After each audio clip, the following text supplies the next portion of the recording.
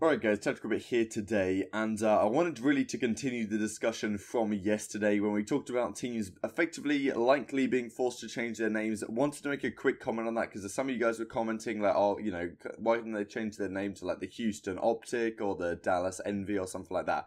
The reason why I don't think that's going to work, just to reiterate, is because Activision want to make this a long-term, super long-term thing. And therefore, they want the fact that, let's say, Optic want to sell on their spot. They want this brand to be a separate entity so that this franchise can last the test of time, effectively. They want to create a Houston, I don't know, Desperados, like I said yesterday, so that if Optic Gaming sell it on to XYZ org over the years, then that the franchise and the fans that have been built around that brand, they stay there even though the owners change over time. So that's what they're going for, and that's why I don't think the Houston Optic or anything like that is going to fly, because they're taking this super long-term approach, meaning that, like, you know, they don't want it to be called Optic when Optic might sell it onto another brand or, you know, whatever might happen down the road. So that's why I don't think that's going to fly. Let's get into some other news, though. I wanted to talk about the potential of CoD going to PC today, which I'm sure will intrigue a lot of you, and will also worry a lot of you, including me. So yeah, let's get into it. Like, if you guys enjoy, subscribe if you're new as always. Firstly, just wanted to say that this came out yesterday. UIU subbing in Zaptius for Proto for the league. I can confirm that this is in fact true, that the team have voted to get rid of Proto and put Zaptius in the team for the upcoming Pro League weeks. So a pretty interesting change. Maybe I'll cover it in more depth towards the future.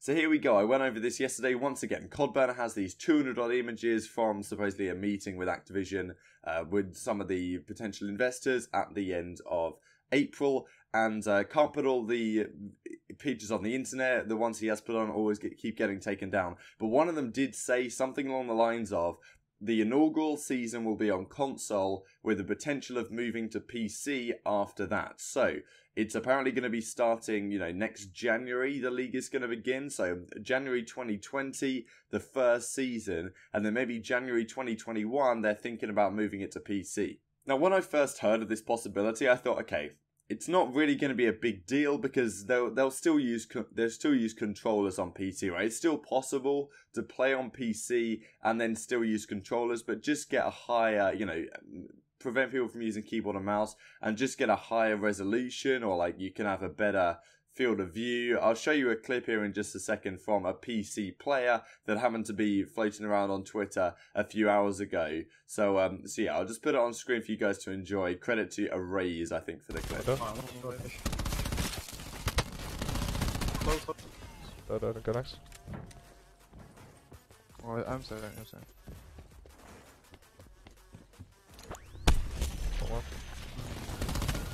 Dude, come on.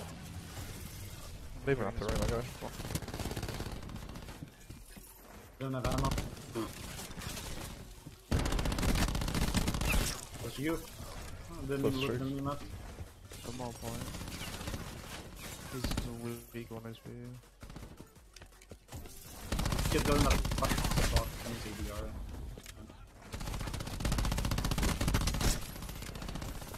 Shit.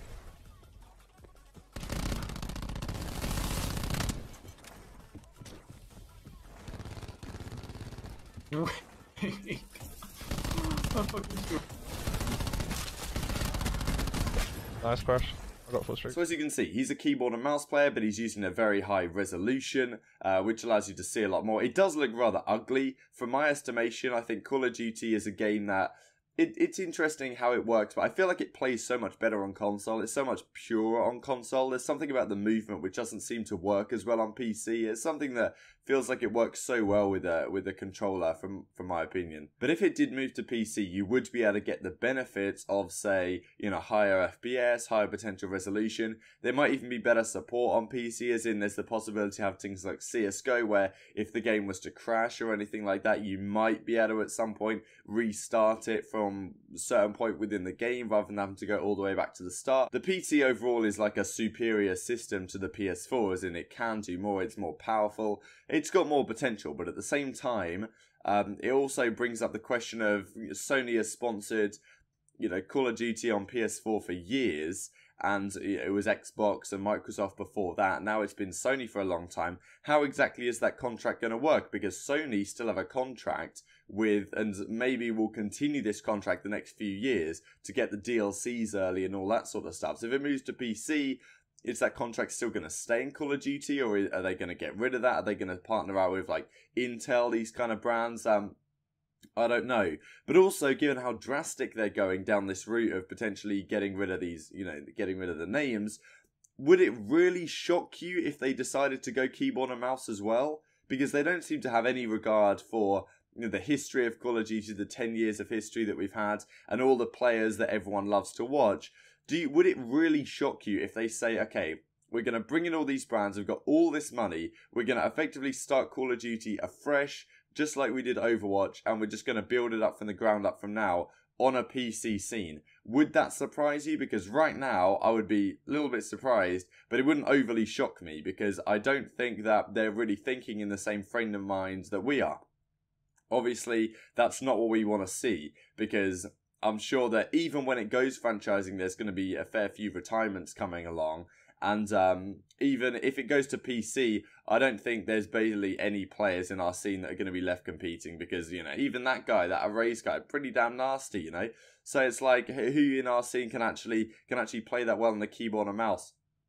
I don't know. I don't think it really matters how good you are with a controller when it's a completely different skill set, and players from Overwatch and those sort of games would be able to dominate our professional Call of Duty scene, which is not what you want to see. So I hope it doesn't happen. I think that the move to PC in general could be okay as long as they ensure controllers, but even then, this move in general does worry me, because if you're going to move to PC, then you're basically begging to use keyboard and mouse. And at that point, genuinely, I think I would stop watching Call of Duty if I went to PC. I don't think I'd be able to hang with that. I don't enjoy how it works on PC, and it wouldn't be the game that I play at home. I'd much prefer to play on console. So, and I'm sure a lot of you guys share a similar opinion, so I hope it doesn't happen. But I just thought I pointed out that it is potentially on the agenda for Call of Duty to go to PC and stay in Season 2 of next year. So for this part of the video, I wanted to finish up with a post on Reddit from an Overwatch League fan, Puck83821, which I thought was pretty insightful as to what they experienced in the Overwatch League. So let's just go through it. Hey guys, I'm an avid Overwatch League fan that's been lurking on the sub for the last few months, ever since it was rumoured that CoD were possibly getting a franchise league. Since more and more news has come out regarding the league, I have seen this subreddit go through many of the same stages that competitive Overwatch did when the Overwatch League was announced. Of course, since CoD has been around for way longer than Overwatch, the opinions are much stronger, but some of the same thoughts and ideas are definitely present. While Overwatch was an esport for only about a year and a half before OWL, people were already attached to teams such as Envy, Rogue, Lunatic High, Condu, Panthera and Immortals. They were reluctant to let go of those brands. Since CoD has been around for many more years, I know you guys are even more reluctant to let go of brands such as FaZe, Optic and 100 Thieves, so I'm here to note some observations and some positive things that have occurred due to franchising and localization. These things will most likely happen to CoD to some degree, with some variations due to differences in history and format. This paragraph doesn't say too much, so I'll skip past that for now. Now on to some things that have happened as a result of franchising and localization. Players have minimum salaries of $50k with food and housing provided for them. This allows players to focus completely on playing and not money. On top of this, almost all the Overwatch League teams have awesome team houses. These teams provide everything for the players, such as team chefs, psychologists, team gyms and more. These are the kind of things possible with the kind of money that's invested into a franchise league. So, I mean, this is a pretty obvious benefit of franchising, the fact that the players at the top end of the scene are going to be very well supported, very well fed, let's put it that way. Not going to have any of these red reserve issues of players getting dropped on their asses halfway through the season. Each team also has a dedicated support staff, usually consisting of numerous coaches and analysts. Some teams even have coaches for different roles. I see that in League of Legends. The league has also secured huge sponsors, with the league itself getting sponsors as well as the teams getting individual sponsors. Localization allows teams to appeal to the casual fan base, which is more familiar with traditional sports, in addition to the existing competitive fan base. On top of that, while the league hasn't moved into home arenas yet, almost every team has visited their home city for meets and greets and signings. Many teams have also held tournaments in their home cities, and some have held exhibition matches. So this is, like, again, a long-term thing.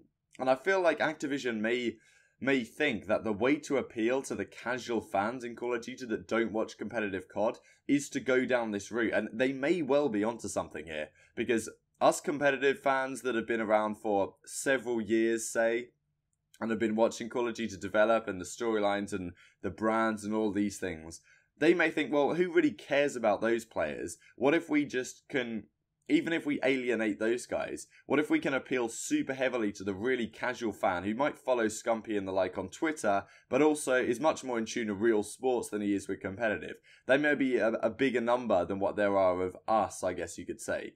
And therefore, maybe that's the route they're going down here. And I feel like to some degree, this is probably true. I feel like it's super awkward, the fact that if you're, okay, say you live in Ireland, like Connor, he supports Jerd, supports the Splice team, but now they're localized in Toronto, so it's like, if you're an Irish Call of Duty fan, do you have to support the Toronto team, or are you meant to support the, well, there's not even going to be a team in Ireland, so it's like, what do I do? Localizations, it's weird. But yeah, moving on. Once the teams do move to their home cities next year, fans will be able to see professional matches near their house on a regular basis, which is, it's so weird. I don't understand. I think this works in the States, maybe, but in the UK, it's so strange that, like, okay, say Reciprocity get the spot in London. Say they get London, whatever they call themselves. Reciprocity lock it down. They manage to keep their entire UK team. I live about, I don't know, an hour and a half from London. Not that far away. Am I going to get on a train down to London to go and see a league match? Like, no way. One league match? I don't understand. Like, why would I do that? And so unless I literally lived in the city and could travel like 20 minutes to get to the stadium and watch it, there's no way I'm getting like an hour and a half train to go and see them play a league match. I don't understand, but I did it, in a heartbeat for CWL London. I really don't think that's going to work, at least short term. I don't know how they're going to figure it out. Especially because they want to have like tours where the teams from the States will travel over to this side of the Atlantic, and then they'll play their league matches at the London team and the Paris team and all these like home arenas and stuff. Maybe it could work, but I don't really see how they're going to figure it out. So yeah, there was this Dallas Fury that had 5,000 fans in the arena. It was pretty damn cool. It can kind of show it to work to some degree, but not really sure I see that working long term. We'll have to see how it goes. I've also seen a lot of people saying this is a money grab of Activision. It probably is to some extent, but you also have to remember that the investors do not pay all the money at the same time. Both the investors and Activision are going to put a lot of money into this league. They want it to succeed, just like I'm sure most of you do, which is true, I'd prefer to be wrong and the league to work and be successful and Call of Duty to blow up than I would to be right and it to crash and burn. Even though I don't necessarily think it's going to crash and burn. I think Call of Duty, those who are saying Call of Duty is going to die, like, I don't think so. Call of Duty is just dying, like, as we know it. I feel like Call of Duty is going to be around for a very long time on the back of this. But still, I hope it succeeds. I just hope it doesn't have too many of the negative consequences that I think it will. Okay, so one more comment to read through before I leave you for today. This was a comment on that thread from FPS Strafe. I'll leave this links down in the description box below.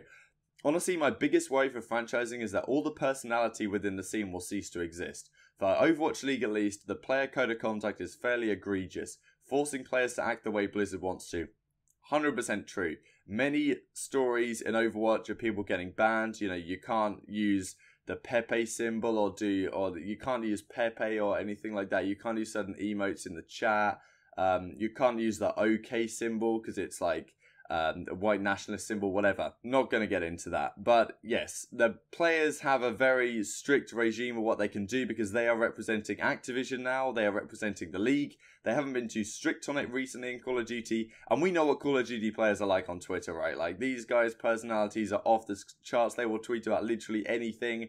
Have a right moan, Scraps flipping off LG on stage was a fun moment, right?